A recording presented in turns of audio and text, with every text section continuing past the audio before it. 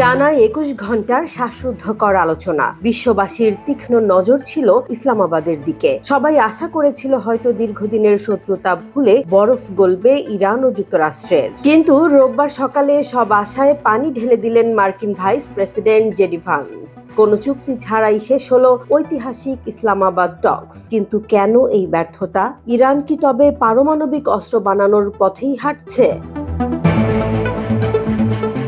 পাকিস্তানের রাজধানী ইসলামাবাদে শনিবার বিকেল থেকে শুরু হওয়া এই আলোচনার স্থায়িত্ব ছিল টানা ২১ ঘন্টা। সংবাদ সম্মেলনে ভাইস প্রেসিডেন্ট ভান্স সরাসরি জানিয়ে দিলেন, আলোচনার টেবিলে দীর্ঘ সময় ব্যয় করলেও কাজের কাজ কিছুই হয়নি। পাকিস্তানের আতিথেয়তা এবং মধ্যস্থতার প্রশংসা করলেও ইরানের অনড় অবস্থানের কারণে খালি হাতেই পাকিস্তান ছাড়ছে মার্কিন প্রতিনিধি দল। সংবাদ সম্মেলনে জেডি ভান্স স্পষ্ট করে বলেন, আমেরিকা তাদের রেড লাইন বা সীমারেখা নির্ধারণ করে দিয়েছিল। ওয়াশিংটনের মূল দাবি ছিল একটাই, ইরানকে স্পষ্টভাবে অঙ্গীকার করতে হবে যে তারা কোনোভাবেই পারমাণবিক অস্ত্র তৈরি করবে না। এমনকি দ্রুত পারমাণবিক সক্ষমতা অর্জন করা যায় এমন কোনো প্রযুক্তিও তারা ব্যবহার করতে পারবে না। কিন্তু তেহরানের প্রতিনিধি দল আমেরিকার এই শর্তগুলো মেনে নিতে অস্বীকৃতি জানায়।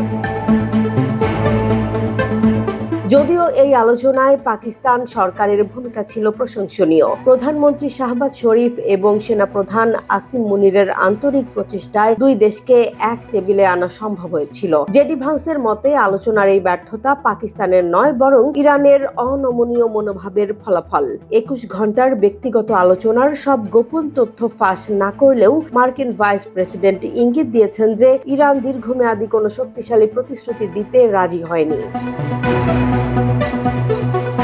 এই আলোচনা ব্যর্থ হওয়ার ফলে মধ্যপ্রাচ্যের রাজনীতি এবং আন্তর্জাতিক ভূ-রাজনীতিতে আবারও অস্থিরতার শঙ্কা দেখা দিয়েছে। ইরান যদি তাদের পারমাণবিক সমৃদ্ধকরণ কার্যক্রম চালিয়ে যায়, তবে যুক্তরাষ্ট্রের পরবর্তী পদক্ষেপ কি হবে তা নিয়ে শুরু হয়েছে নতুন জল্পনা। ভান্সের ভাষায়, যুক্তরাষ্ট্র এখনো সেই কাঙ্ক্ষিত প্রতিশ্রুতির অপেক্ষায় আছে, যা বিশ্বকে একটি পারমাণবিক অস্ত্রধারী ইরান থেকে রক্ষা করবে। তবে সেই প্রতিশ্রুতি কবে আসবে, নাকি সংঘাত আরো বাড়বে, তা এখন সময়ের অপেক্ষা।